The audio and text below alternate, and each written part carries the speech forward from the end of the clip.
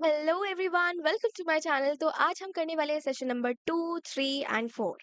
आपके ये तीनों ही सेशंस हम कंप्लीट कर देंगे इस वीडियो में। तो आपका जो चैप्टर नंबर 4 है वो फाइनली पूरा का पूरा कंप्लीट हो जाएगा। तो देखो, सेशन नंबर 2 स्टार्ट करते हैं। इसमें हम देखने वाले हैं कि जो एंटरप्रेन्योर होते हैं उसकी क्या क्या क्वालिटीज वगैरह होती है, वो क्या काम करता है, उसका सोचने का तरीका कैसा होता है, वो किस तरीके का इंसान होता है। ठीक है, तो वो चीज़ हम देख और यहाँ पे बहुत ही अच्छा रिप्रेजेंटेशन किया हुआ था बुक में, तो मैंने वही स्क्रीनशॉट यहाँ पे लगा दिया है। तो देखो, आपका जो एंटरप्रेन्योर है ये क्या बोलता है, देखो, you must believe in yourself. अब आपको अपने ऊपर हमेशा विश्वास होना चाहिए और कॉन्फिडेंट होना चाहिए कि भाई आप जो भी डिसीजन ले रहे हो बिजनेस के लिए वो बहुत बढ़िया है। ठीक है, तो आप जो भी बिजनेस डिसीजन लो बहुत कॉन्फिडेंट के साथ लो और अपने ऊपर विश्वास रख के करो। ठीक है, जो भी करो। Oh that idea did not work but it is okay, keep trying new ideas.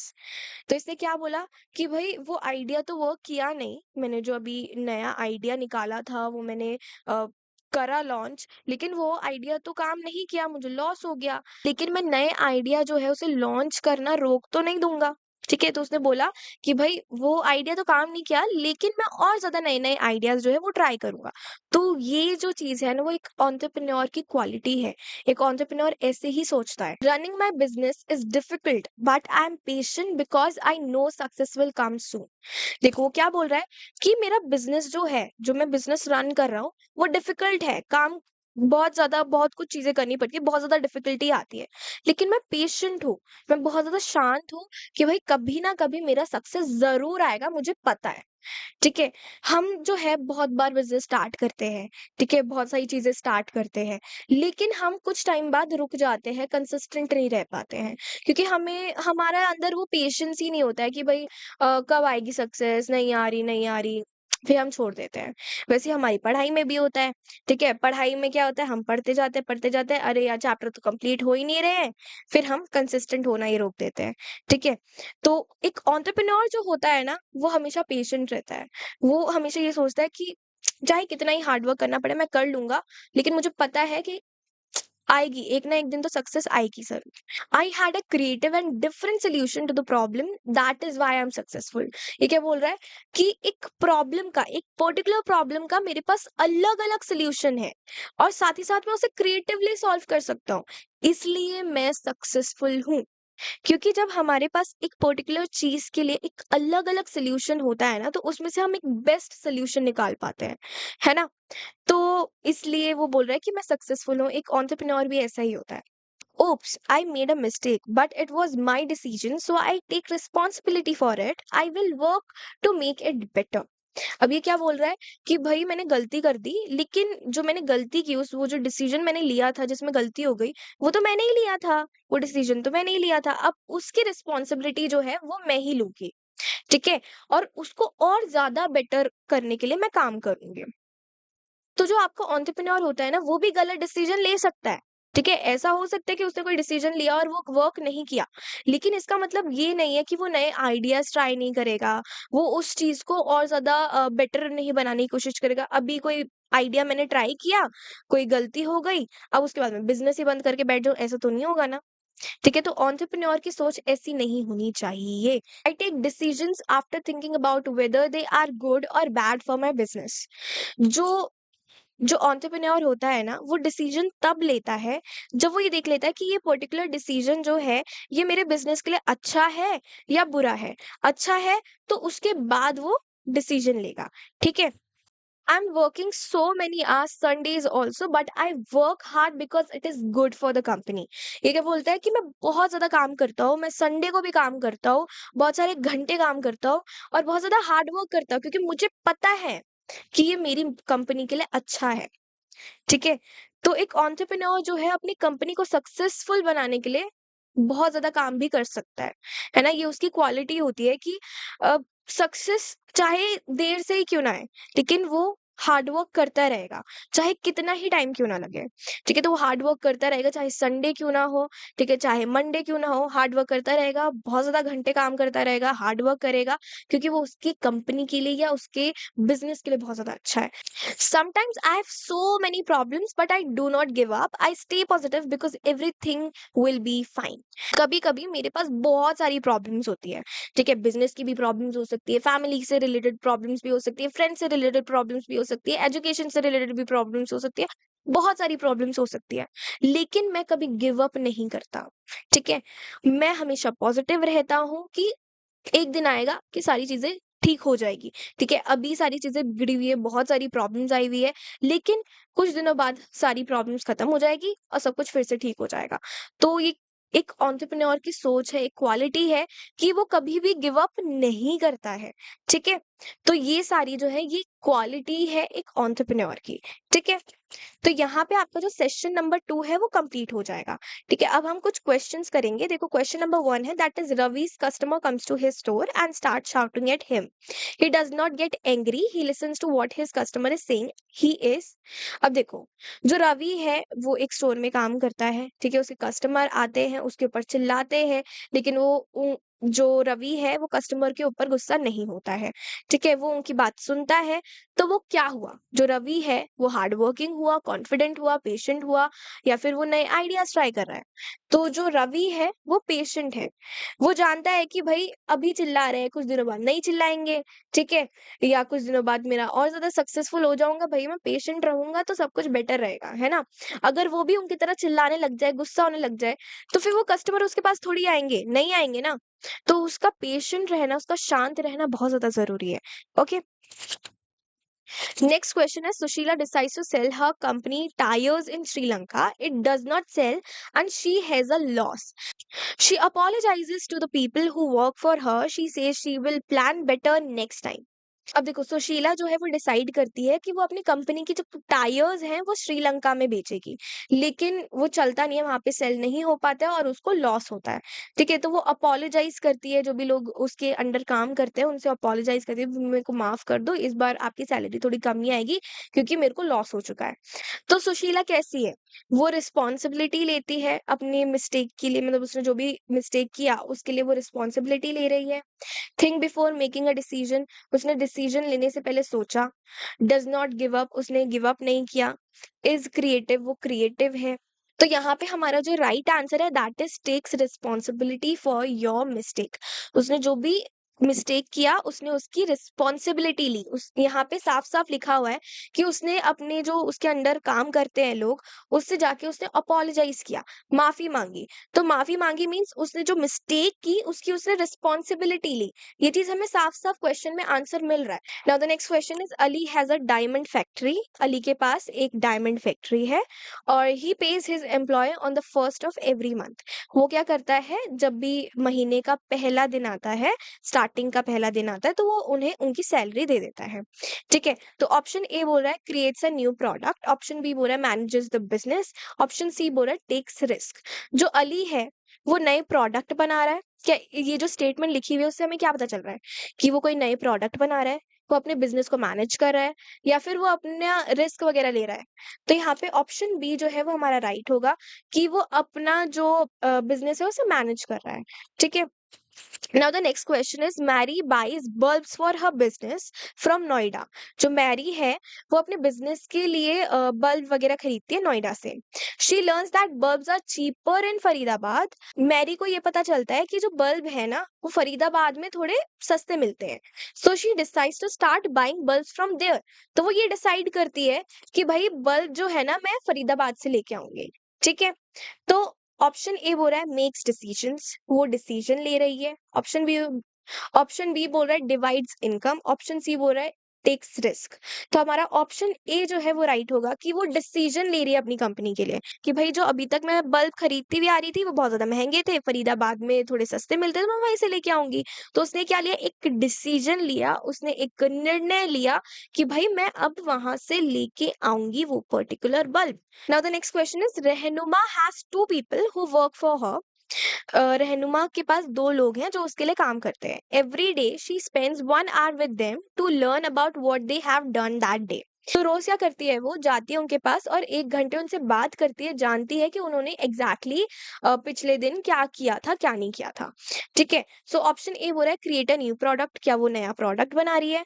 Option B बोलता है डिवाइड्स इनकम, क्या वो इनकम डिवाइड कर रही है? ऑप्शन सी बोल रहा है मैनेजेस द बिज़नेस, वो अपना बिज़नेस मैनेज कर रही है। So option C is the right answer कि वो अपना बिज़नेस मैनेज कर रही है। बिज़नेस मैनेज करने का क्या मतलब है कि वो एग्ज़ैक्टली देख रही है, वो चीज़ें ढंग से चल रही है कि नहीं चल रही है। वो उनसे जाके बात कर रही है कि भई तुमने क्या काम किया, ढंग से किया कि नहीं किया। वो एग्ज़ैक्टली जान रही है कि बिज़नेस में एग्ज़ैक्टली चीज़ें ढंग से चल रही है, नहीं चल रही है, काम कैसा चल रहा है, क्या नहीं चल रहा है। अब आता है आपका सेशन नंबर 3। सेशन नंबर 3 में आपके मिथ आते हैं एंटरप्रेन्योरशिप से रिलेटेड, ठीक है? अब देखो, पहला जो मिसकंसेप्शन है, जो हमें लगता है कि ऐसा हो सकता है तो हम एंटरप्रेन्योर नहीं बन सकते हैं। तो पहला है कि misconception is that every business idea needs to be unique और स्पेशल।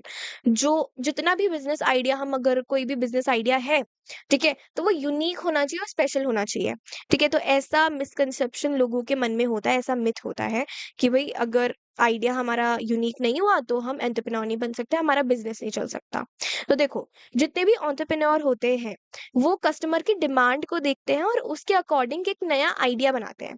अब देखो जो एंटरप्रेन्योर है ना, वो सेम आइडिया लेके आ सकता है जो मार्केट में अवेलेबल है, लेकिन उसमें थोड़ा बहुत मॉडिफिकेशन कर सकता है ताकि उसमें थोड़ा-सा यूनिकनेस आ सके। ठीक है? अब जैसे यहाँ पे एग्जाम्पल दिया है गणेश का। गणेश जो है ना, वो एक एंटरप्रेन्योर है और वो अपना कार रेंटल बिज़नेस स्टार्ट करता है, ठीक है? कार रेंटल बिज़नेस जब स्टार्ट करता है, वो सोचता है कि भई और भी बहुत सारे कार रेंटल बिज़नेसेस हैं, लेकिन मुझे उसमें थोड़ा कुछ अलग करना है।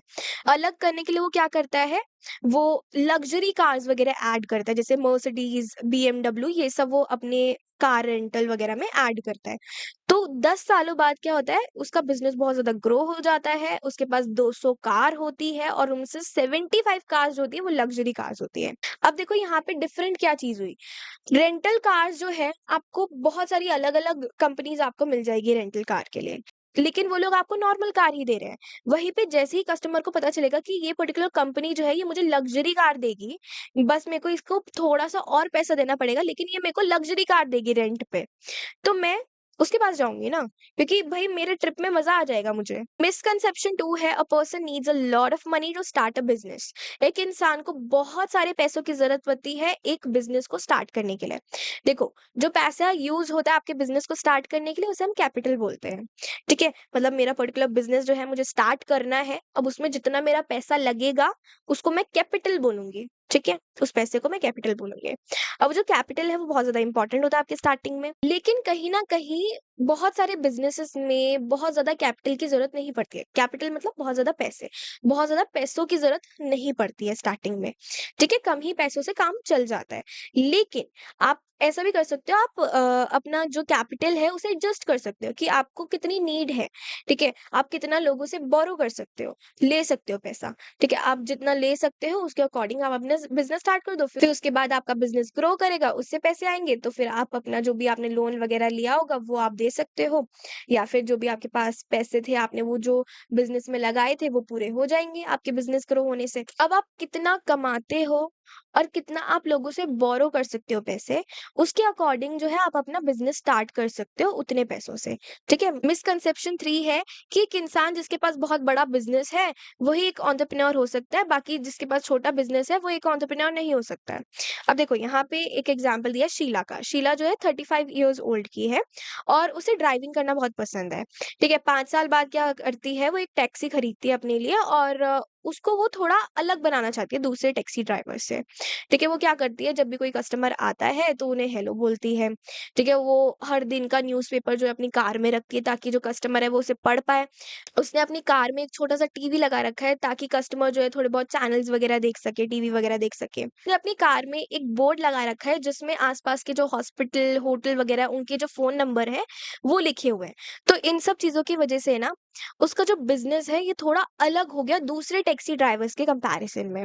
अब देखो बहुत सारे लोगों के अकॉर्डिंग शीला जो है एंटरप्रेन्योर नहीं होगी, क्योंकि वो एक टैक्सी बिज़नेस चलाती है। लेकिन वो एक एंटरप्रेन्योर है, क्योंकि वो लिए काम कर रही है, किसी के अंडर काम नहीं कर रही है, ठीक है? और वो सारी चीज़ें ऐड कर रही है जो कस्टमर को चाहिए, ठीक है? उनके लिए एक अलग-अलग आइडियाज़ निकाल रही है, अलग-अलग चीज़ें ऐड कर रही है, ठीक है? अलग-अलग रिस्क ले रही है, तो वो एक तरह से एंटरप्रेन्योर हुई, ठीक है? तो कोई भी बिज़नेस छोटा या बड़ा नहीं होता है। कोई भी इंसान अगर कोई बिज़नेस रन कर रहा है, ठीक है? और जो कस्टमर है उनकी नीड्स को, उनकी ज़रूरतों को फुलफ़िल कर रहा है, तो वो एक एंटरप्रेन्योर है, ठीक है? बहुत सारे बिज़नेस जो है वो स्टार्टिंग में छोटे होते हैं और धीरे-धीरे करके वो बड़े होते जाते हैं, ठीक है? तो ऐसा ज़रूरी नहीं है कि बिज़नेस आपका स्टार्टिंग में बड़ा ही होगा, ठीक है? छोटा नहीं हो सकता है, छोटा भी हो सकता है, धीरे-धीरे करके बढ़ेगा। मिसकंसेप्शन नंबर 4 है कि that entrepreneurs are born not made. जो एंटरप्रेन्योर्स हैं वो पैदा होते हैं, वो बनते नहीं हैं। तो देखो, बहुत सारे लोग ये सोचते हैं कि जो एंटरप्रेन्योर्स हैं जो लोग हैं, कुछ लोग जो होते हैं उनके अंदर पहले से ही भगवान जो है एंटरप्रेन्योर टाइप की एक माइंडसेट ऑलरेडी फिट करके भेजता है, तो इसलिए हम एंटरप्रेन्योर नहीं बन सकते हैं। लेकिन रियलिटी क्या है? एंटरप्रेन्योर जो है वो हम बन सकते हैं, कोई भी एंटरप्रेन्योर बन सकता है। एक एंटरप्रेन्योर वो इंसान होता है जो अपने बिज़नेस को सक्सेसफुल बनाने के लिए कुछ भी कर सकता है। जब आप एक एंटरप्रेन्योर बनते हो तो आपकी स्टार्टिंग ही एक सोच से होती है, एक आइडिया से होती है। आप सोचते हो पहले कोई आइडिया वगैरह और तब आप एक एंटरप्रेन्योर बनते हो, ठीक है? और सोच तो कोई भी सकता है, ठीक है? कोई भी सोच सकता है ऑब्वियसली। आप बैठे हो अपने घर पे बैठे हुए हो, आप सोच रहे हो कि भाई ये पर्टिकुलर चीज़ जो है इसको मैं ऐसे कर सकता हूँ, वैसे कर सकता हूँ। तो आप सोच ही तो रहे हो ना, एक एंटरप्रेन्योर की तरह सोच रहे हो। अगर आप उस आइडिया को अपने बिज़नेस में अप्लाई करोगे, अपने बिज़नेस में लॉन्च कर दोगे, तो आप भी एक एंटरप्रेन्योर बन जाओगे। तो एक एंटरप्रेन्योर बनने के लिए आपका अपने ऊपर विश्वास होना बहुत ज़रूरी है कि कुछ भी पॉसिबल है और आप कुछ भी अचीव कर सकते हो। तो यहाँ पे हमारा सेशन नंबर 3 है वो कंप्लीट हो जाता है। अब हम करेंगे सेशन नंबर 4 जिसमें हम देखने वाले हैं कि एंटरप्रेन्योरशिप को हम एज़ अ करियर ऑप्शन कैसे ले सकते हैं।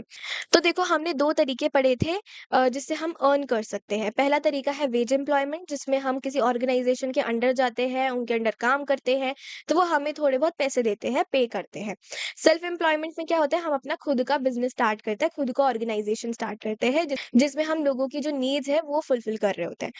अब देखो यहाँ पे हमें एग्जाम्पल दिया है कि एक डॉक्टर है वो हॉस्पिटल में काम करता है as a wage employed person, ठीक है? किसी हॉस्पिटल के अंडर काम कर रहा है, ठीक है? तो वो एक वेज एम्प्लॉयड पर्सन हुआ। वहीं पे ऐसा ही सेम डॉक्टर है लेकिन उनका खुद का क्लिनिक है, तो वो सेल्फ एम्प्लॉयड पर्सन हुए। तो जो सेल्फ एम्प्लॉयड पर्सन होता है वो अपना बिजनेस रन ऐसे कर रहा होता है कि जो आपके कस्टमर है उनकी नीड्स फुलफिल हो सके और नए-नए आइडियाज जो है वो ट्राई करता है ताकि जो कस्टमर है उसकी नीड फुलफिल हो सके। एक इंसान जो एंटरप्रेन्योर बनता है, वो एक करियर प्रोसेस के थ्रू गुज़रता है। अब वो करियर प्रोसेस क्या है?